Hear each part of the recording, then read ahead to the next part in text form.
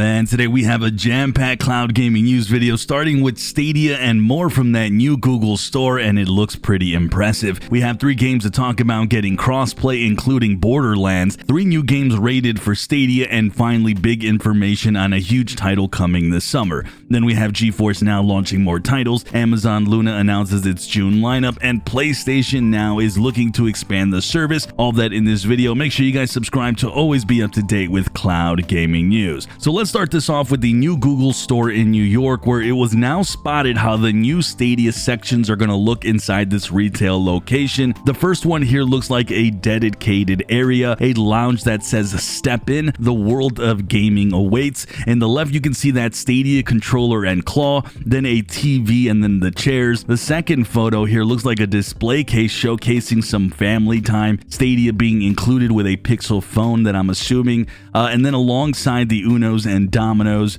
I think it would be cool to play Uno via Ubisoft through that glass with a Stadia controller externally. And then the third picture here showcases the claw again with a screen of some kind that's attached to it. Maybe it's like another Pixel phone, and this one's more out in the open for you to test out and play. I have to say, overall, I am loving this big time. This store looks pretty set up already and good to go. And again, remember, if this store does well, there will be plans to open up a lot more of these, thus really having Stadia have that physical presence in Google stores, potentially across the US and hopefully around the world as well. Now, I'm not sure when this store is going to open up, but I personally would love to see these areas, these Stadia areas. So if anyone at Google wants to fly me over, hit me up, hit up my business email, and I'll give you guys some good press. Though, guys, I really have to say this, I'm loving this personally, and I love to see that Google is committed to Stadia, making sure that Stadia is getting its love inside this new Google store. And for me, this does speak volumes, guys. You have to love it, especially if you're a fan of the Stadia platform. With that, guys, we have tons of Stadia news to cover. Super Bomberman R Online has launched to other platforms, and crossplay is live and good to go, so you shouldn't be paired with as many bots as before. The game's just beyond chaotic for me, and I just suck at it, so could be a good time for me to dive into it and play with all the other noobs, especially since it is free to play all around, including all the other platforms. Then we have Rainbow Six Siege. They tweeted out a curious thing here where they said that crossplay is in testing for cloud gaming platforms. I'm assuming Stadia is indeed part of that, considering Luna has already full functioning crossplay. This is telling me that for those wondering if Stadia will have crossplay implemented, well, that looks to indeed be happening for the Stadia version. Remember, this is a game that's coming out sometime this June. Then we have Borderlands 3 getting crossplay for all platforms. This was a bit of a surprise, and this is including Stadia, which is awesome. Only there's one platform that was excluded, and that is PlayStation, which to me is kind of hilarious. I do feel bad for the PS users, but this is freaking awesome to see all around, to see Borderlands have crossplay now. I've been wanting to get back into this game, and right here being able to play with some buddies across the other platforms is huge. So this game goes up my recommendation list for sure, and this update should be available sometime soon.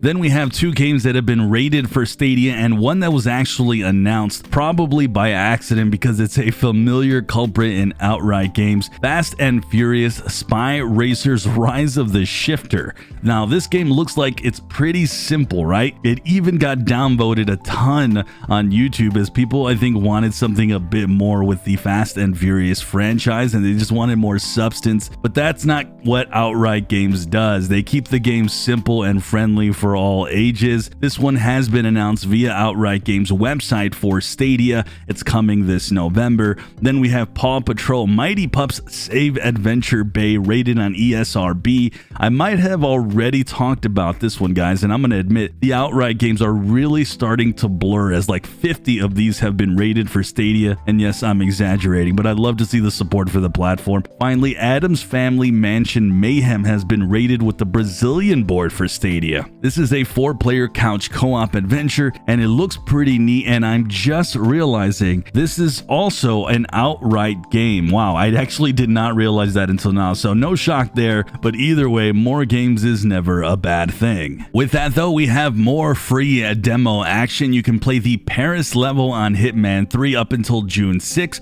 I actually completed this level myself on Stadia, and it was very memorable, especially those catwalks. So if you wanted to give Hitman 3 a shot, here you go. And finally, we have a release date and gameplay trailer trailer for Far Cry 6. This is set to hit on October 7th, and this is a game that has seen several delays, but now we have a definitive date. Now, there's no word on Far Cry coming to Luna or GeForce Now, but I'm assuming it will come for both of those. But for Stadia, this is now available for pre-order on the Stadia store. Gameplay to me looked really fun. It did have what I noticed a lot of mixed reviews from people seeing the gameplay. Some people were really harping on the visuals. For me, the game looks super fun, and I'm personally excited and eager to dive into this one. But of course, we're gonna have to wait quite a few months, though early October is not too bad. Looking forward to finally playing this one pretty soon. Now, finally moving on to other cloud gaming news out there. GeForce Now launched 22 games this past week, headlined of course by Biomutant, a game that I got to check out. I do have a video on it on the channel. Loved it and it performed awesome. Then there's Maneater, King of Seas,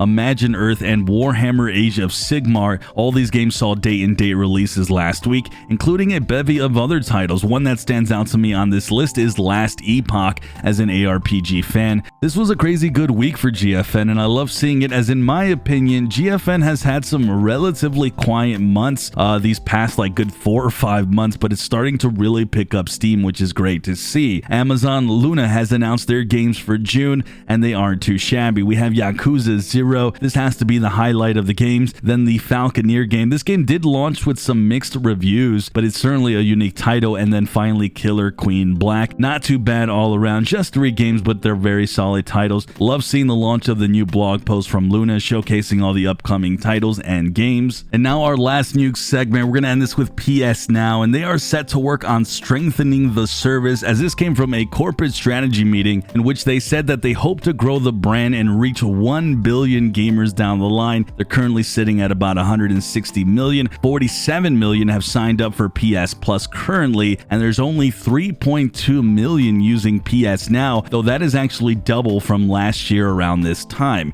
It says here they're going to strengthen the PlayStation Now cloud service, as Sony intends to continue to invest or partnering with external studios, in addition to investing in its in-house studios to enhance its software offering. So all of that mumbo jumbo there, it tells me that they are hoping to add a lot more quality games to PS Now, which makes a lot of sense because xCloud has really been doing that for quite some time now, to say the least. This comes on the heels of PS Now offering 1080p on the service when they previously only had 720, but honestly, this still lacks a lot of basic things that a lot of other services have. The first thing that comes to mind is really just Android and iOS support. Those, in my opinion, are 2 things that will really reach cloud gamers on a more global scale and get that 1 billion number. And it does look like, though, it's going to be part of their strategy and focus going forward to really expand on their cloud gaming service. We'll see what that looks like, as these gaming companies are starting to take cloud gaming much more serious, and for good reason. And guys, we're getting to the point now where we're seeing things like Walmart wanting to get into it, Netflix. I mean,